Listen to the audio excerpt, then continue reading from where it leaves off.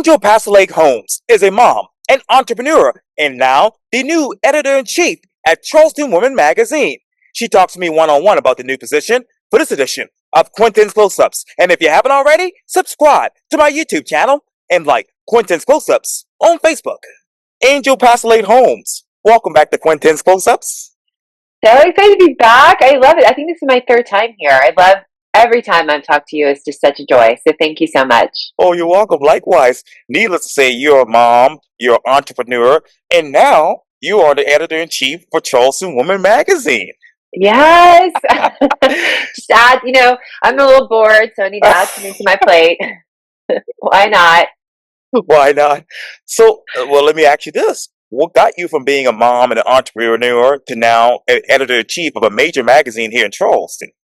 Oh my gosh. Well, I wasn't searching for it. It was definitely brought to my attention when I'm doing so much for women in Charleston, and I'm from here, and I know so many amazing women. Sure. A friend of mine works for the magazine, and they were looking for somebody, and she's like, "You would be perfect for this. Why don't you consider it?" And I definitely was a little resistant at first because I knew it would be another time commitment. I really wanted to do it right. I really wanted to elevate the magazine. It had been an insert into another magazine for a while, and it still had the look and feel of Mount Pleasant magazine. And I wanted to make it more, just visually appealing to women and really showcasing a lot more stories and variety of things. So I presented all of that in the table and said, "Here's my requirements." And Bill and Stacy and the team over there said yes. So here I am after that, and it's been so much fun. I feel very blessed and honored to be a part. Oh, that is really amazing. With your resources connections here in the Low Country, then do you actually elevate the Charleston Woman Magazine? Yeah, so our first issue that I worked on just came out. It was our fashion issue. And if you look through there, it is quite different from before. Before, it had a very just traditional magazine layout with a lot of, articles and photos, and it was just a lot of that. And I really wanted to make it more visually appealing and appearing. And, we're just busy. Women don't, especially we've got so many things we're juggling. We don't have a lot of time to read in-depth articles. And there were a lot of in-depth articles, and not that we don't want to have that, but you'll see a lot more spreads with just, things to go buy for your house around town. Or, we did a thing called In Your Favorite Room, and we showcased Andrea Serrano, and it was just so fun to have several photos of her style lounge in her house. And you can imagine, Andrea, she has the most amazing closet in Charleston. So to be able to do that and really show it, so just a lot more photography, a lot more options for people to capture. We have a new recipe that we're featuring in there. We have a book nook that shows you our book picks for the quarter. And so just things that kind of stand out and pop, where you can just pick and choose what you want to have. And then as far as the content, it was very heavily driven on our advertisers, and we still absolutely love our supporting partners, and we want to feature them whenever possible. But I wanted to reach out and just make that not a barrier, to really elevate and showcase people who might not have the budget yet to be a part of the magazine, but still have a really great story to tell. And this is a great place to do that. So the other biggest thing too is that each issue has a theme, and before, the theme would just be showcased in 4 articles. But in this issue, fashion, every single thing you read came back to fashion. So let me ask you, what other barriers do you want to remove when it comes to Charleston Women Magazine? I think that's the biggest one, is that you don't need to, pay to be inside of it, which is definitely, I think some people think for a while. Now, of course, we need money to put on, and pay for our publication. So we do need our advertising partners, and we do want to support them. But I think that's the biggest thing, is that we aren't going to hold that back. That's not going to be our requirement. And then, I am just all about diversity. I'm all about showcasing all of Charleston women. And I don't want people to think they have to be this success level or this age bracket or this financial bracket. We really want to showcase all the great stories of all the people and what they're doing, and really be intentional about that. We're doing our home and lifestyle issue now, and our gift guides. We really want to hone in on all these amazing women who are doing products in Charleston, but also I have found some up and coming young women who are, making jewelry at their home and painting from their home and maybe selling on their Instagram account or Etsy, and they're, in college or in high school. And I think that's really fun to showcase that age group because they are doing, that's our next generation. We need to go out there and really showcase all the things that people are doing. So it has been really incredible just to kind of reach out and tell people, come to us with your ideas, come to with your stories, so we can really find a place to showcase them. Oh, well, absolutely. I wanted to get to that in just a second as an expansion, but I know that you're looking for advertisers and you just want everybody to participate at this point, and the money will come, I'm sure. But who exactly is your demographic for this magazine? Yes, definitely women, of course. And I think some men pick it up, but it is a free publication. It's distributed all over town. We have displays in Harris Teeter and Food Lion and some CVS's, but it is also distributed around. So there's just women all over, will come and see the magazine and pick it up. There's also a heavy group of entrepreneur women, which is what I love. That's one of my big missions in life is to help ambitious women. And there is a lot of that in this. So I think we target a lot of those women who are coming, especially there's so many new people. We talked about this before. There's so many new people to Charleston, and to be a resource for them, a guide for them so they can get to know the city, can get to know the women of Charleston. That's really, really a big thing for us too. We do events around the publication too. We have a launch event that we have about 60 women come to, and a lot of those are the business owners in Charleston, the women business owners in Charleston, influencers, that sort of crowd. And then we have a coffee and connect, which we just had this week, and it was great because it was business women coming together to showcase what they're doing, and how we can support each other and really lift each other up. So it's a gamut, but definitely more women driven because it's hence the name, Charleston Women. Right. Exactly right. Let me ask you this. What is the state of women fashion and women business here in the Low Country? So I will say women business is at an all-time high. I mean, I think around the world, around the country, you see that more and more women are becoming executives. They're owning their own business. They're just really coming and rising to the top. And I think that just shows a lot about women in general. For a long time, our role was to be the homemaker and the caregiver for our families, which we still are. And I think, we are proud of that. We're also I think women are more adaptable and able to do multiple things at once. Just because we have that maternal instinct, we do take care of so many things at once. So to be able to run a business and have a family and do that together successfully, I know women entrepreneurs, that's a big goal and dream of ours. That's one of the biggest reasons why women become entrepreneurs is because they want to have that balance.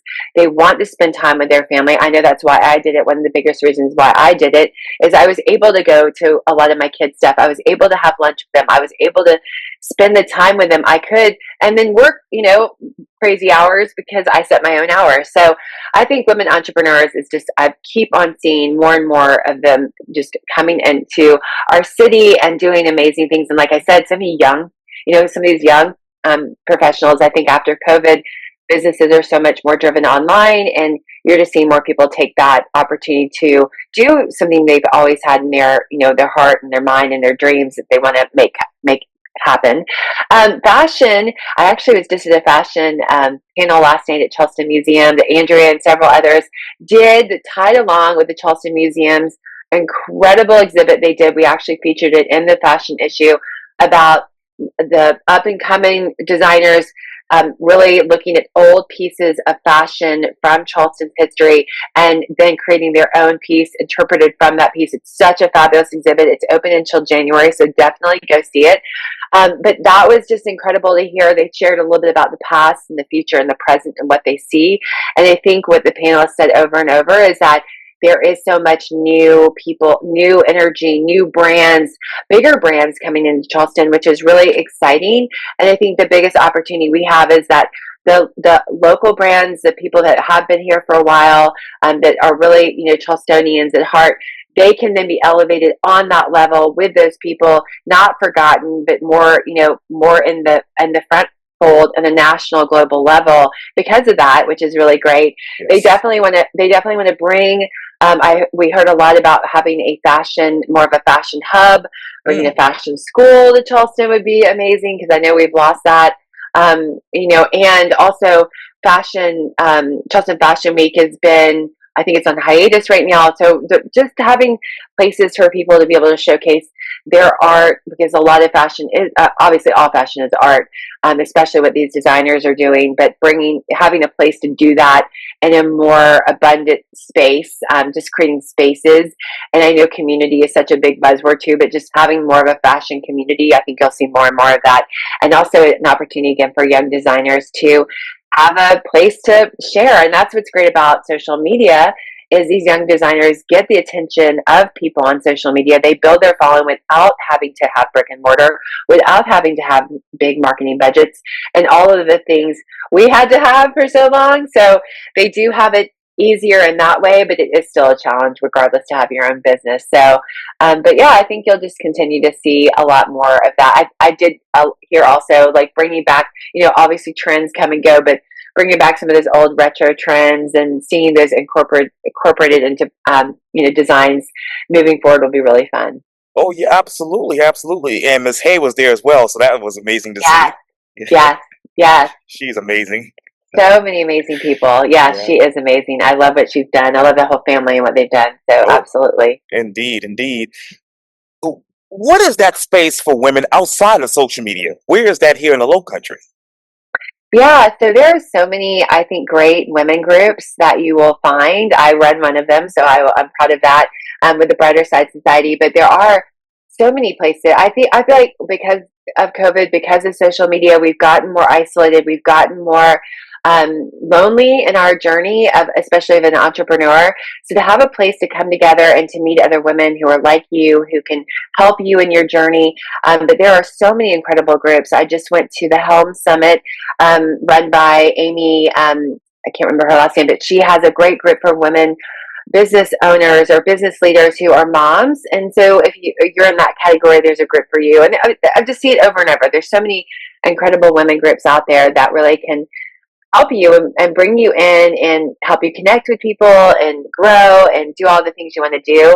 And there's so many amazing co-working spaces. Like, how fun is that? I've seen more and more of those pop up. So you have a place where you don't have to spend a lot of money for an office, but you can go in and have a place, whether it's Local Works or Switchyard. There's so many, Serendipity Labs, and that's a great option. And then the coffee shop scene is just always Yes. bustling with people in there, working, and even gyms. I mean, gyms themselves have become communities. I go to the Works, Right. and it's a huge community. But I've heard that about so many of the different gyms around too. They have these coffee shops, they have these places, they have these opportunities. I mean, even my aesthetics company has a community where we do pickleball and other things. So it's just so many amazing options for people. Sorry, it's my my Zoom is going out and in and out. That's what It's one of happens. those That's what days. happens. Yes, Yeah, yes. that So is amazing. there's so many places for people to come and to connect. And just give us a preview. What can we expect in the second issue? Yeah, so it's our home and lifestyle issue, and we are having so much fun. We have now some things we're going to bring back every issue, like my favorite room with this time with a really amazing designer. I'm not going to share who, but just have her favorite place in her house. We're doing a lot with realtors, women realtors. We're showcasing some of the OGs. That have been around forever, and some of the newer real estate people giving each other their take and advice on the industry as a whole, which will be really a fun piece. More just, we're doing a huge shopping guide. It'll be a great guide to where to buy gifts, especially women businesses or gifts for your women. So men, I would pick up the issue because you will find a lot of great resources to go and shop for your women. I know that's always something that's hard. And we're going to have men gifts for men. So women who struggle, there'll be that, and for kids.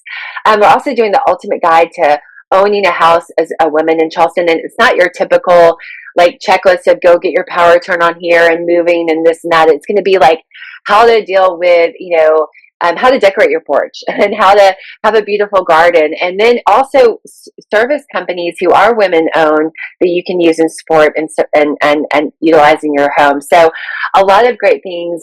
We're showcasing some really fun holiday activities going on, where to see lights, where to go to see festive, bars and restaurants.